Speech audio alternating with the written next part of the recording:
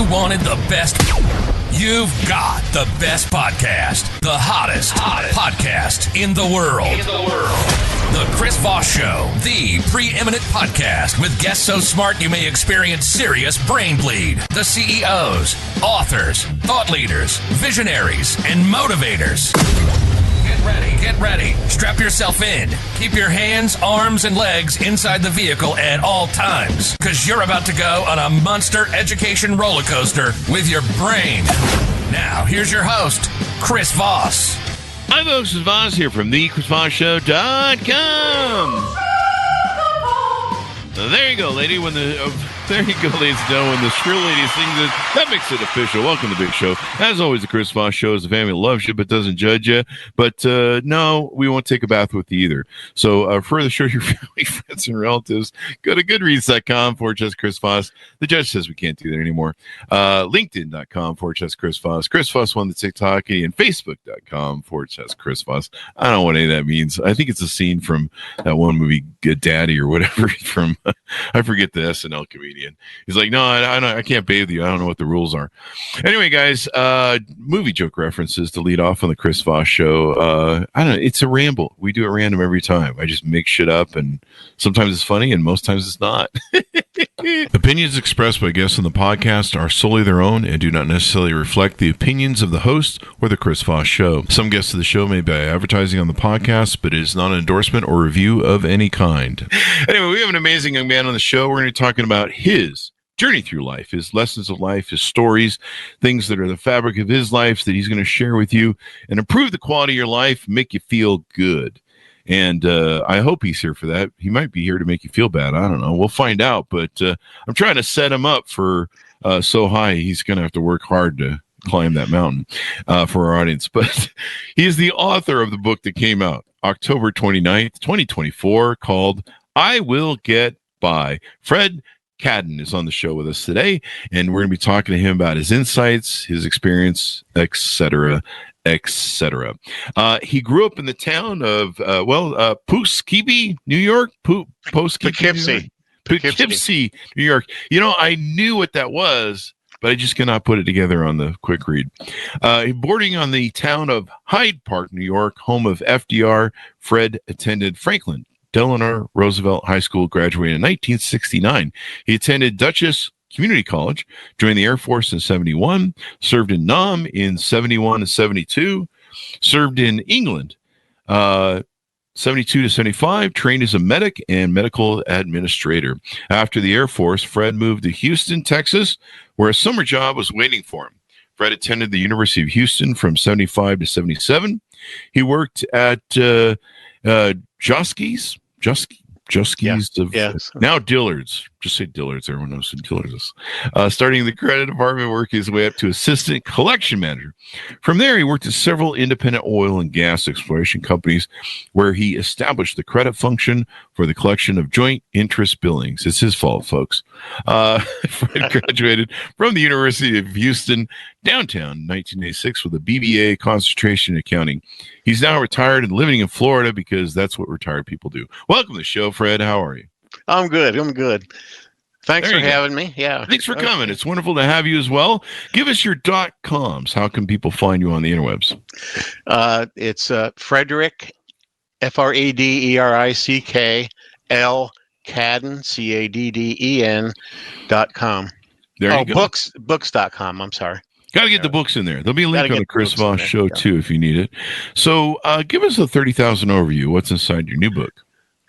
Well, I started writing it a few years ago, and I never really got off finishing it. And I did it basically for my kids, as a memoir and a legacy to leave for them.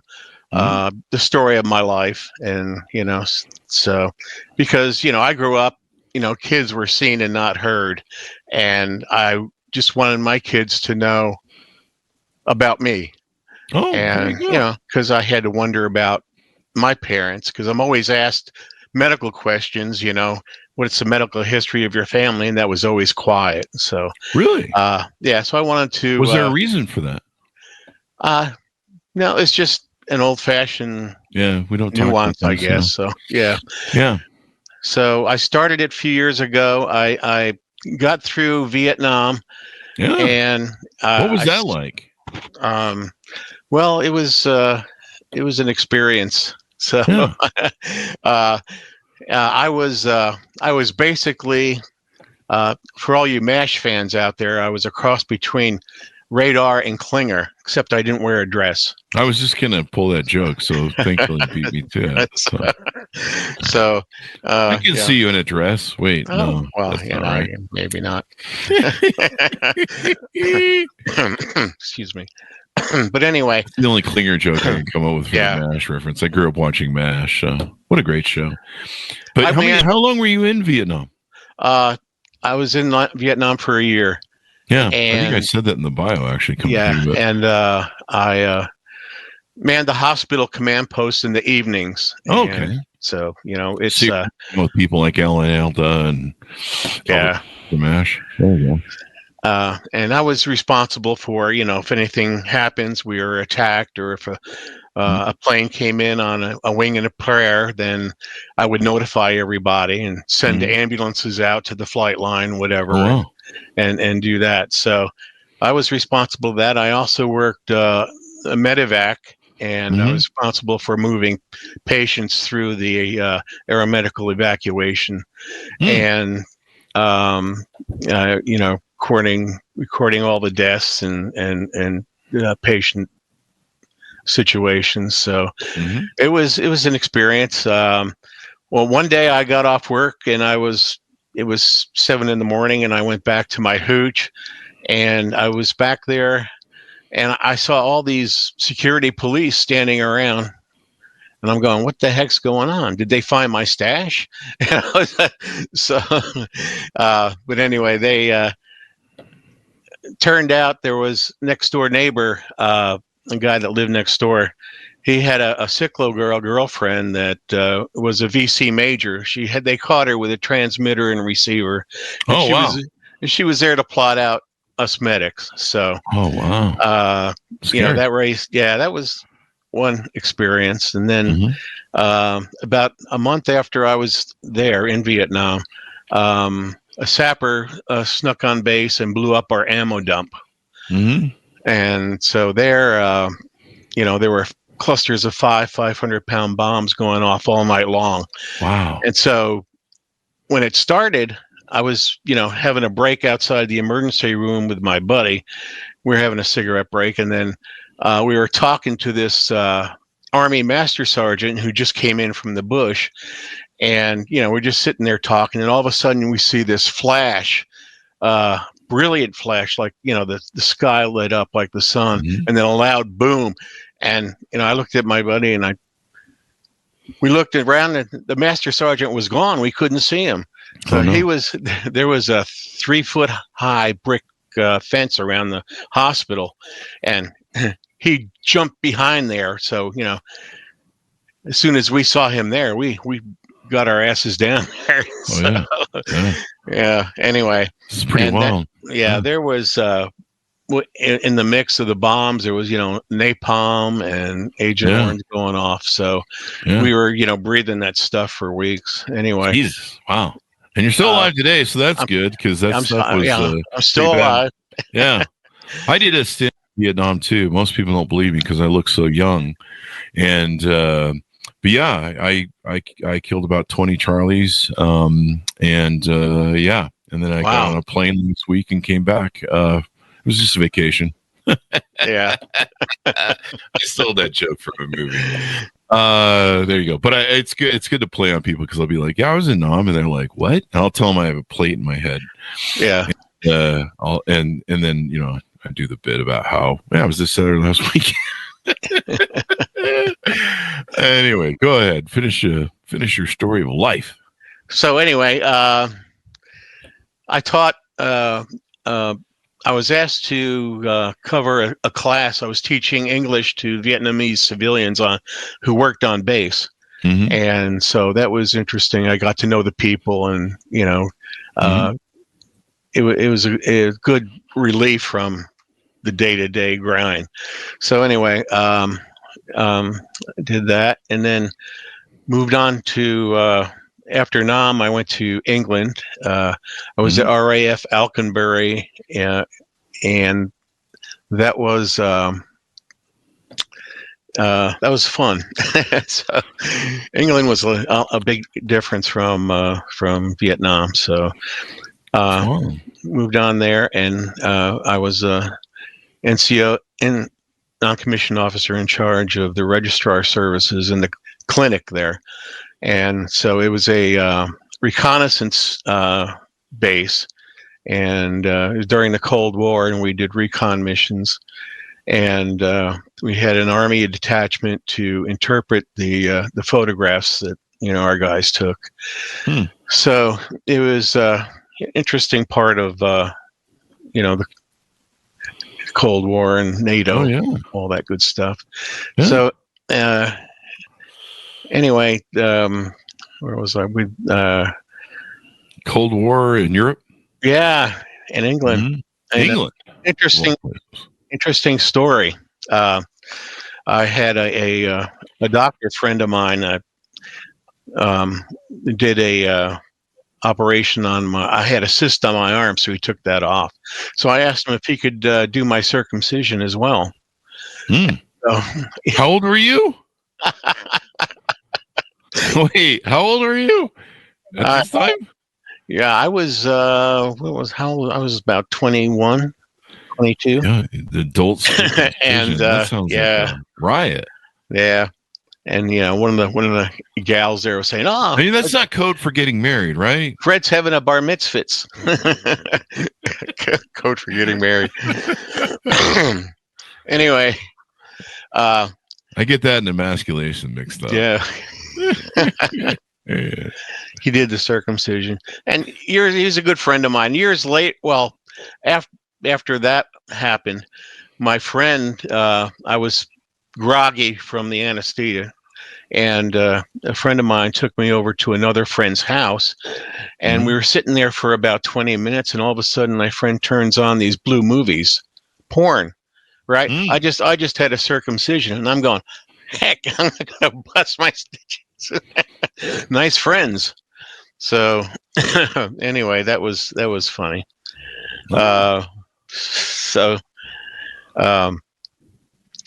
England was good. I toured England, and had friends of mine that were I lived with, and he had an MG midget, and three of us took off in an MG midget and toured Europe. Oh wow, that'd be fun. It was. Wait, three of you in a MG midget? MG midget, yeah. Does that sound I was stuffed in the back. So yeah, they put you in the trunk or something. Yeah. They put you in the bonnet or whatever it's called. I was a lot lighter back then. Is the bonnet the front or the back in England? Oh, the bonnet? Yeah, there's the front and the back, and they call the front something different. I think it's the front, yeah. Yeah. So you were in the bonnet, you were in the trunk, maybe. Yeah. So there you go. I don't know. I don't. Ever since we overthrew those English people, I don't have much respect for whatever English terms, but they're wonderful people. Yeah. I don't know. The King's English. It was a lot of fun. I had a lot of friends in King's College, Cambridge, that we were introduced to, and they remained friends. And when I left England, they had a going away party for me in the basement of King's College. Friend had a band, and a guy I worked with was blowing saxophone, and it was a fun time. So I left England, went to Houston. And there was a summer job waiting for me in Houston, and so a friend of mine that I grew up with, his father was building a slabs, and Houston was a boom town back then. It was really booming. Growing. And this was in 1975, and worked the summer there, and then started the U of H that next semester. Well, as things go, the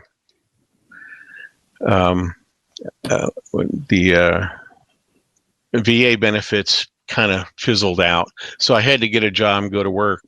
So I met a friend in one of my classes that worked at Josky's, and he said they had an opening. So I tried out and got it and worked part-time there. And then did that for a while. And then I went to Herman Hospital, which was the oldest hospital in the area there in Houston, and they became medical records supervisor. So there I managed 8 employees, and we managed to convert 35,000 medical records from alpha filing to terminal digit. So Wow. I did that in about 2 months, and got bored with that. So my friend called me back from Josky's, said, "Hey, there's another position open for you over here." And so I went back there and worked my way up from, night credit guy to authorizations manager, and then to, assistant collection manager.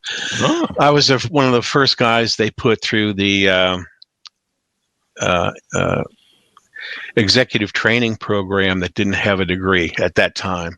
Wow. So that was an achievement. And there, one of my employees that had given notice, I asked her out. Of course, I didn't date an employee while I was work there, but anyway, asked her out, and we started dating, and she became my wife, and then we had a son. So yeah, that's usually what happens. It starts with the dating, and then the kids show up. It's there's a connection there, but they've figured out what's going on there. You probably heard about it. So there you go. yeah. So in all this, we decided to move out into the country because, my new wife, her dream was having a horse. So we got her a horse, and we stabled the horse, and that became too expensive. So we moved out into the country and got a 4-bedroom farmhouse. And so did that. There you go. It's quite the journey you have there. And so you detail this in basically the book is a memoir. I Will Get By. Correct. And it's all in the book. And basically, after Josky's, I went into my friend introduced me to a treasurer who was looking for a collection guy. So I went in to interview, and we hit it off the bat right away. So I went to work collecting joint interest billings. And joint interest billings is when an exploration company goes out and wants to drill a well, they get joint venture partners, and each partner has a percentage in that well.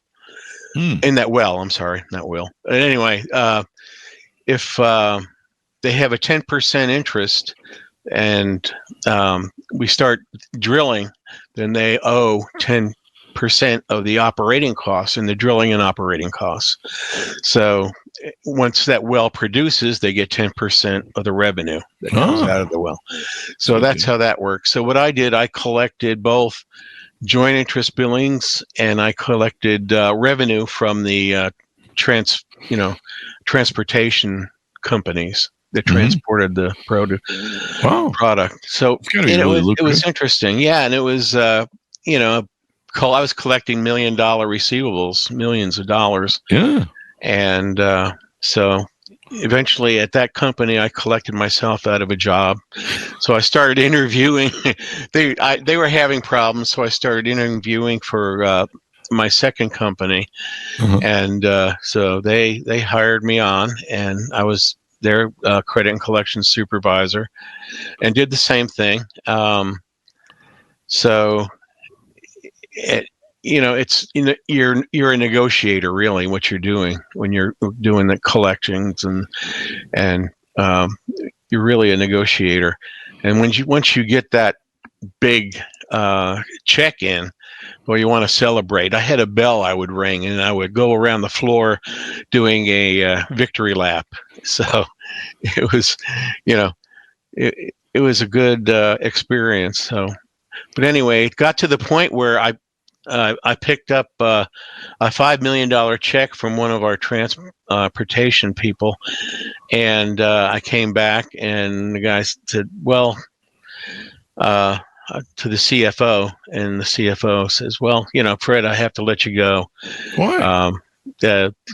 Because they were downsizing. Oh. And they were going out of business. So you kept the $5 million check, man? Yeah, I tried to. No, he would. I'm fired. It's mine now. He ripped it out of my hand. Said, "Oh, gotta let you go." Said, "Good collection work, though." Good collection. Oh, gee, thanks. $5 million. Gee, thanks. Wow. But anyway, that's just, yeah. It seems like you'd want to keep a guy like you around. I've had hundreds of thousands of dollars owed to us in collections, and we've had to go to small claims over the decades to deal with it. And and it's such an annoyance, but it's a good collector is like really important. And last time I checked, you're always going to have collections to collect on. People that don't pay their bills. So I don't know. It seems like very short-sighted as a business. Kind of maybe a lesson there. So the next company I worked for, I started the credit function there, and it's a lesson too, because when you work for somebody, some people have the idea that you make your manager look good. Well, that's good to a certain extent, but if your manager takes all the credit for what you do, then you have to work around that. So, that's another lesson in itself. But anyway, I did that, and I basically created the credit function, and I started the credit marketing function as well, where we got I negotiated contracts for gas sales agreements and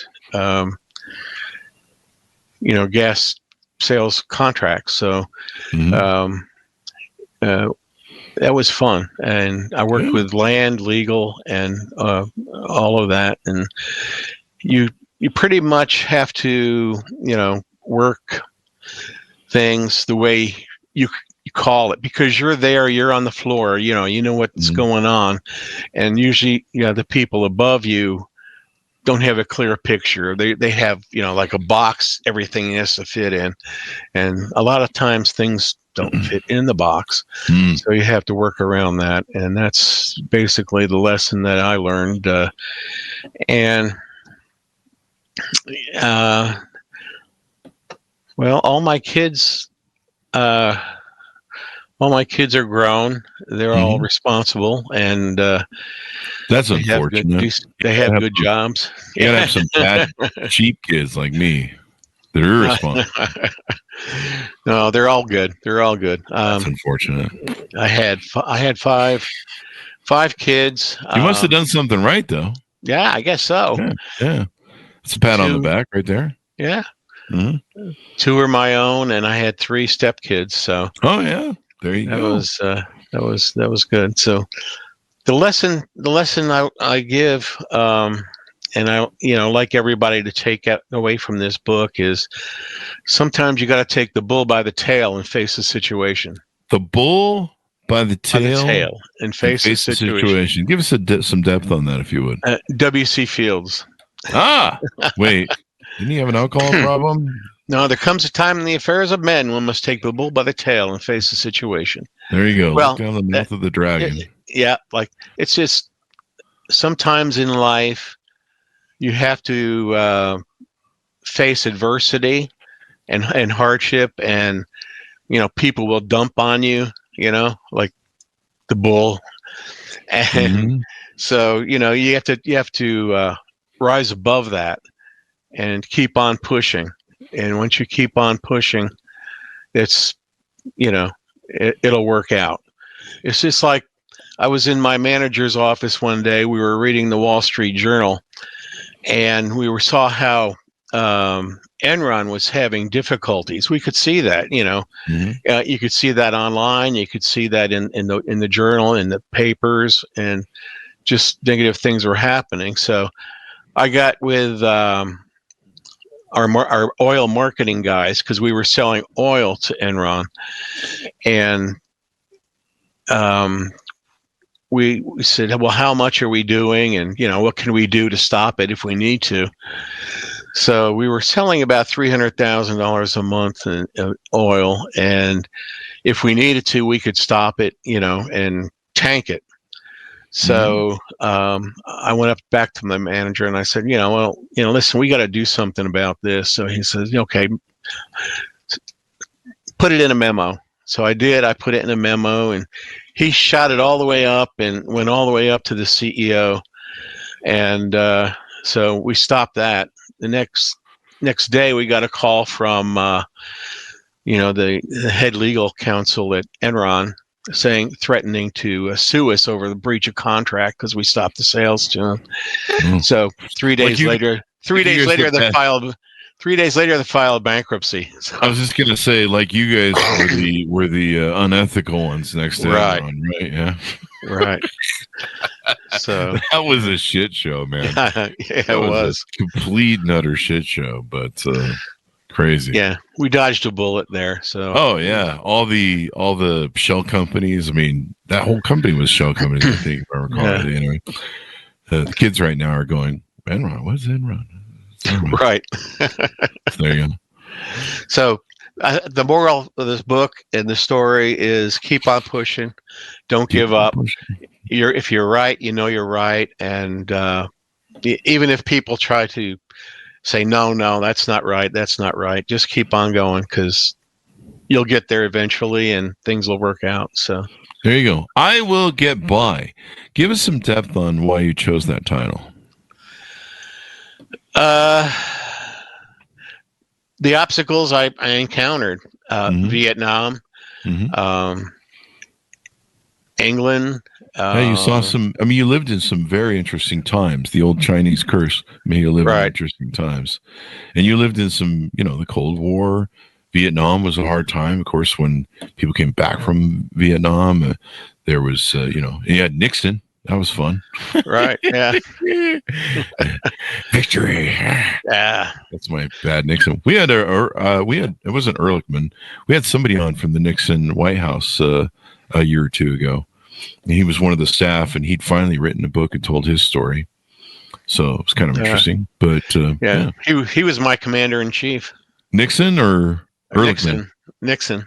Yeah, I guess that's right. Yeah, technically, yeah, that would be the thing. It was kind of interesting how they run that war with the college degree boys who were trying to, they were trying to get reporting and numbers back. Like at one point, they wanted body, like a head or proof of kills brought back, and you're like, you want me to drag that through the jungle, buddy? It's really weird to read about Vietnam and stuff, but I was there last week. And there's still Charlies over there. So I don't know. I keep getting calls, though, from the consulate. So I don't know what that's about. So I Will Get By. So your message to people is you can get through this. You can survive. You can just keep plowing on. There's an old rule that I've heard people say that, I don't know if this is similar, you tell me, but sometimes half the battle is just showing up. Right. Yeah. That's showing up, correct. Doing the work. I like the analogy, eat the elephant one bite at a time. Sometimes when I feel really overwhelmed by something, I just go, just eat the elephant one bite at a time. Let's just start on the outside and work our way in the plate. Exactly. Yeah. And, one bite, chew a lot, and, take whatever. If it takes time, it takes time. That's just the way it's going to have to be. But the only way to get started is to start, right? Right. Mm-hmm. So, inspiring testament to the power of perseverance. I'm having a seizure, evidently. An inspiring testament to the power of perseverance. Within each page, Fred reminds us of how our past shapes us. And no matter the obstacles we face, we can emerge stronger, and more resilient than ever. And what a great story, too. How old are you now, if you don't mind me asking? I'm 74. You've lived a wonderful life, man. You've seen some things. Yeah, I've got a 24-year-old girlfriend over. Yeah. Do you really? Oh, just kidding. I was going to say, God bless you. In fact, I was just reading that Bill Belichick, maybe there's a rumor he might be marrying that young lady. Yeah, I heard they got engaged somehow. Yeah. Is that what it is? They got engaged? Yeah. Well, good for her. And good for him, too. I'm all, love finds itself in weird places.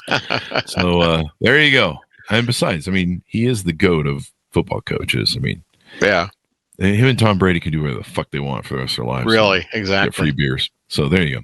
They get a pass. Although I'm still trying to forgive Tom Brady for the Raiders stealing the Raiders Super Bowl. But that whole, what was that thing? The clutch or the pitch or the forward motion of the arm? I forget. Huck rule. It's Huck rule. Yeah. Yeah, that was the Raiders game. Should have been. Anyway, we've been going downhill ever since, but that's a coaching problem. Yeah. It's the family. Get rid of them.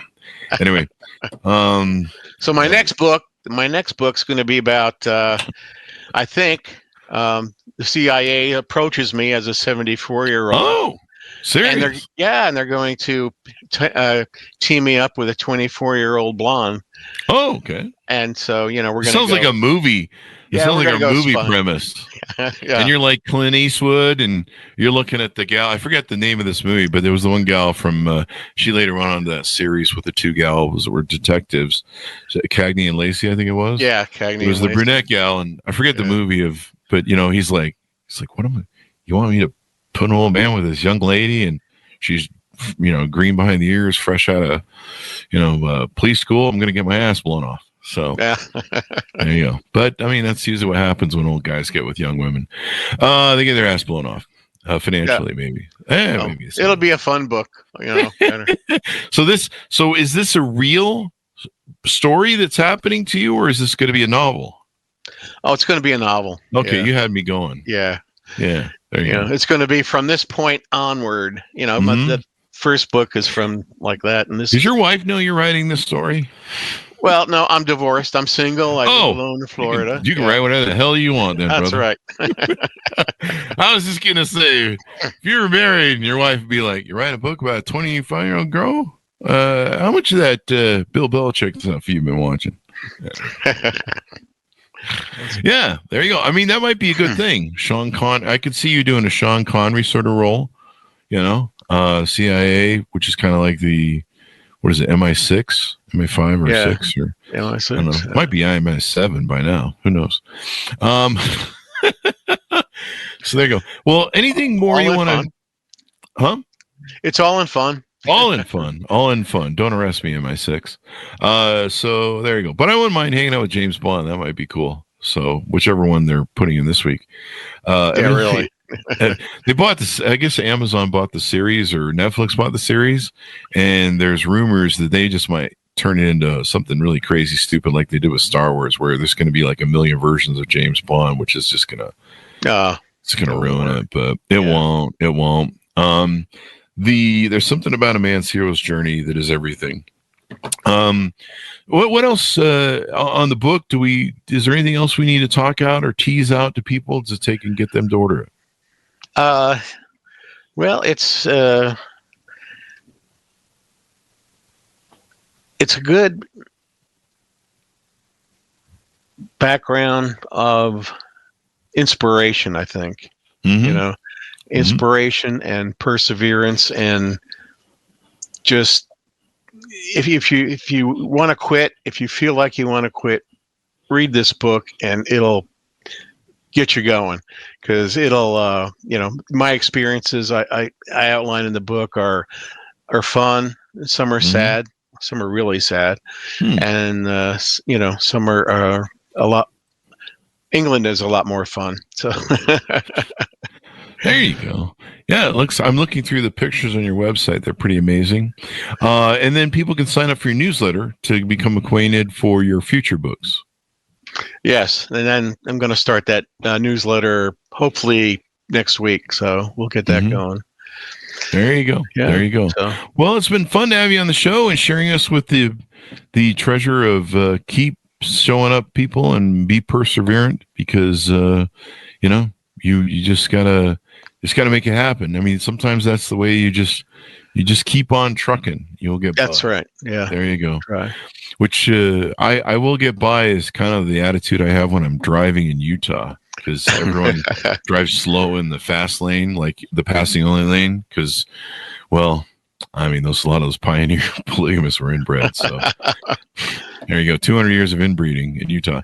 Can't figure out the speed. So that's usually my thing. I will get by, but I'm usually screaming at the top of my lungs in my car. No, I don't do road rage, people. It's not. Fred, it's been wonderful to have you. Give us your .coms as we go out, and final thoughts. Okay. It's Frederick L. Cadden books.com. There you go. Well, thank you very much, Fred. Have a wonderful life, and we're excited to see what you have to offer for your next book. And, is there going to be a romantic interest in this book, or is it going to be... Absolutely. Absolutely. Oh, wow. Yeah. This guy's on a tear, man. Wow, who hurt you, Chris? Who hurt you, Fred? There's many romantic interests in I Will Get By as well. So I didn't. Oh, is there? There you go. That. Yeah. There you go. You've seen a divorce at least once, I guess. At least once. Yeah. At least once. Well, there you go. Now you can write a book and then mail it to him. I don't know, revenge book or something. I don't know. Anyway, man, thank you for coming on the show, Fred. We really appreciate it. Thanks a lot, Chris. Thank you. And thanks to our audience for tuning in. Order the book wherever fine books are sold. It is called I Will Get By, October 24th, 2024. Thanks to our audience for tuning in. Go to goodreads.com/Chris Voss, LinkedIn.com/Chris Voss, and Chris Voss 1 on the TikTokity, all that crazy place on the internet. Thanks for tuning in. Be good to each other. Stay safe, or I'll pull over the car and come back there. Bye-bye. We improv a lot.